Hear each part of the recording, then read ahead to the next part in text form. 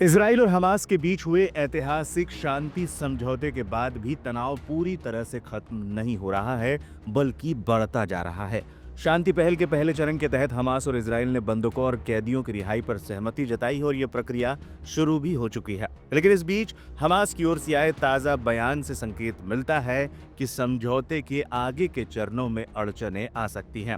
News agency writers को दिए एक इंटरव्यू में हमास के वरिष्ठ नेता मोहम्मद नज्जाल ने कहा है कि संगठन गाजा में सुरक्षा व्यवस्था अपने हाथ में ही रखेगा और फिलहाल हथियार छोड़ देने का कोई सवाल ही नहीं। संगठन 5 साल तक के युद्ध विराम के लिए तैयार है ताकि गाजा का पुनर्निर्माण किया जा सके, लेकिन इसके साथ हथियार छोड़ने की शर्त स्वीकार नहीं होगी। जब तक फिलिस्तीनियों को राज्य का वादा और उम्मीद नहीं दी जाती, तब तक सुरक्षा हमारे हाथों में रहनी जरूरी है। हमास की तरफ से यह बयान तब आया है जब ट्रंप कई बार धमकी दे चुके हैं कि अगर हमास ने हथियार नहीं छोड़े तो अंजाम बुरा होगा। हमास का ये रुख अमेरिका के राष्ट्रपति डोनाल्ड ट्रंप की शांति योजना के लिए बड़ा झटका माना जा रहा है, जिसमें युद्ध के बाद गाजा में नई प्रशासनिक और सुरक्षा व्यवस्था बनाने की कोशिश हो रही है। जानकारों का भी मानना है कि यह बयान संकेत देता है कि हमास अभी भी अपनी राजनीतिक और सैन्य ताकत को बरकरार रखना चाहता है, चाहे अंतर्राष्ट्रीय दबाव कितना भी बढ़ जाए। इससे एक बार गाजा में हालात बिगड़ने की संभावनाओं से भी इनकार नहीं किया जा सकता। इससे पहले एक और समझौते के तहत गाजा से सभी इजरायली बंधकों के शव लौटाए जाने थे, लेकिन अभी तक पूरे शव वापस नहीं आए हैं। इजरायली सरकार ने साफ कह दिया है कि हमास कुछ शवों को जानबूझकर रोक रहा है, जबकि मध्यस्थ देशों का कहना है कि गाजा की तबाही के बीच मलबे में शवों की तलाश बेहद मुश्किल है। बताया जा रहा है कि हमास को मंगलवार तक की डेडलाइन दे दी गई है। अगर उसने बाकी शव नहीं लौटाए तो इजराइल इसके समझौते का उल्लंघन मानते हुए गंभीर कदम उठा सकता है। प्लान के तहत सोमवार को हमास ने 20 जीवित बंधक रिहा किए थे, जबकि बदले में इजराइल ने 1966 फिलिस्तीनी कैदियों को आजाद किया। हालांकि इस अदला बदली के बाद भी विवाद खत्म नहीं हुआ। इजराइल के रक्षा मंत्री इजराइल काट्स ने पहले ही चेतावनी दी है कि अगर हमास ने शव नहीं लौटाए तो शांति की जगह फिर से जंग लौट सकती है। ये बयान उस वक्त आया है जब हमास और इजराइल दोनों अपने अपने क्षेत्रों में दबाव में है। एक और बंधक परिवारों का गुस्सा, वहीं दूसरी ओर गाजा में जारी मानवीय संकट। International community of red cross यानी कि ICRC इस पूरी प्रक्रिया में मध्यस्थ की भूमिका निभा रही है। रेड क्रॉस ने बताया कि गाजा की तबाही के बाद शवों की खोज बेहद चुनौतीपूर्ण है।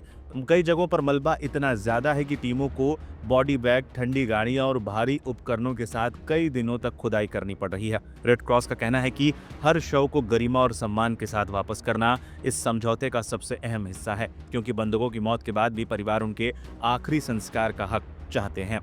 इजरायली सेना ने बताया है कि हमास ने इससे पहले भी कुछ ऐसे शव लौटाए थे जो इजरायली बंधकों के नहीं थे।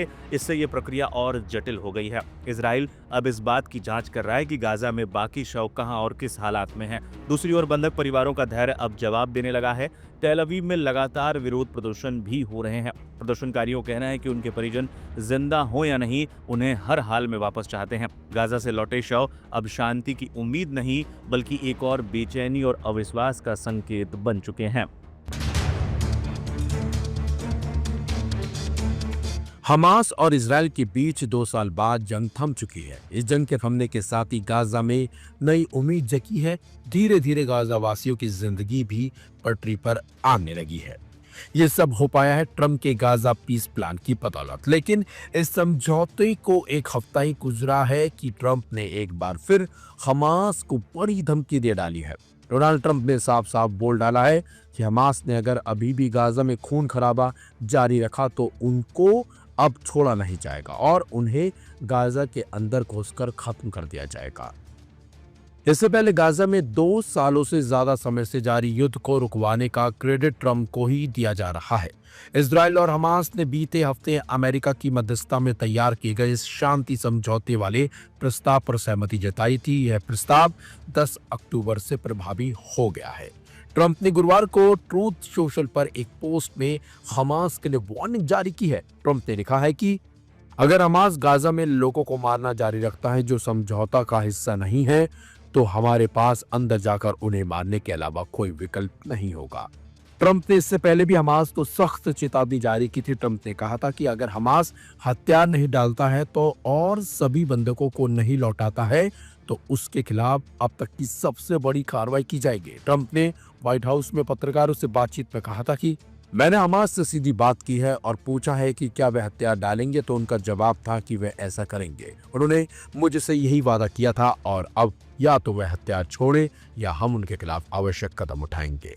वह ट्रंप के अलावा हमास को इजराइल से भी धमकी लगातार मिल रही है। इजरायली अधिकारियों ने हमास को चेतावनी दी है कि अगर हमास ने युद्ध विराम समझौते की शर्तों का पालन नहीं किया और सहमति के मुताबिक सभी शवों को वापस नहीं लौटाया तो इजराइल दोबारा हमले शुरू कर देगा और इस बार अमेरिका भी उसका साथ देगा। इजरायल रक्षा मंत्री इजराइल कॉट्स ने कहा है कि उन्होंने सेना को निर्देश दिया है कि अगर युद्ध फिर से शुरू होता है तो हमास को पूरी तरह से कुचलने की योजना तैयार करे।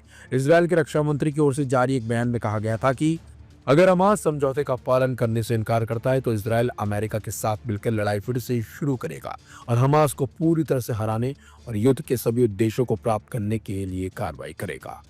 इसी बीच हमास ने 2 और मृतक बंधकों के शव इजरायल को भेज दिए हैं। हिब्रू मीडिया के रिपोर्ट के मुताबिक दोनों ताबूतों को इजरायली रक्षा बल के सैनिकों को सौंप दिया गया है। इससे पहले हमास ने बुधवार को 4 शवों को सौंपा था, जिसमें एक को इजरायल ने फिलिस्तीनी नागरिक का शव बताया था। फिलहाल हमास ने कुल 28 शवों में से सिर्फ 9 बंधकों के शवों को ही सौंपा है, जबकि 19 अभी भी लापता हैं। हालांकि हमास का कहना है कि वो धीरे धीरे शवों को ढूंढ रहा है और वो धीरे धीरे इजरायल को सभी शवों को सौंप देगा। लेकिन जिस तरीके से ट्रंप ने चेतावनी दी है, उससे अब सवाल उठता है कि फिर गाजा में युद्ध शुरू हो जाएगा।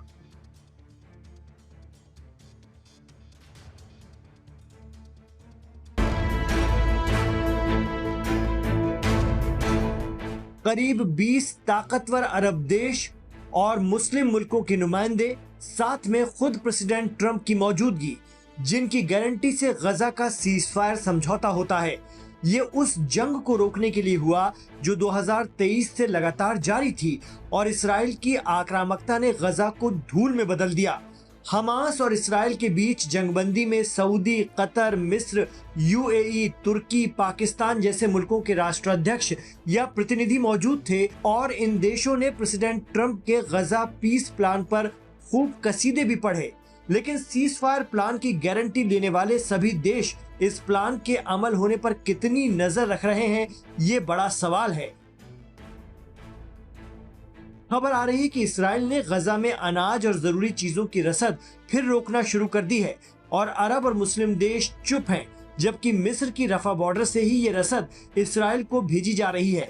लेकिन इसराइल ने बंधकों की सही लाशें न मिलने का आरोप लगाते हुए गजा में शर्त के मुताबिक एंटर होने वाले 600 ट्रकों में से आधे रुकवा दिए हैं। क्या वो गजा के भूख से बिलखते लोगों को प्रताड़ित करके अपनी शर्तें पूरी कराने की कोशिश में है? लेकिन अब जबकि सीज फायर हो गया है और उस पर अमल भी शुरू हो चुका है, फिर इस पर इसराइल के जरिए लगाए जा रहे अड़ंगों पर मुस्लिम देशों और अमेरिका की खामोशी कई सवाल खड़े कर रही है। मिडिल ईस्ट एक्सपर्ट कहते हैं कि डर, मजबूरी और खरबों के खेल की वजह से भी अरब और मुस्लिम देश सब देखते रहते हैं और देखकर भी कुछ नहीं बोल पाते। पहला खौफ तो अमेरिका का है, जो इसराइल का पक्का दोस्त है और अरब देशों की सुरक्षा की गारंटी लेता है।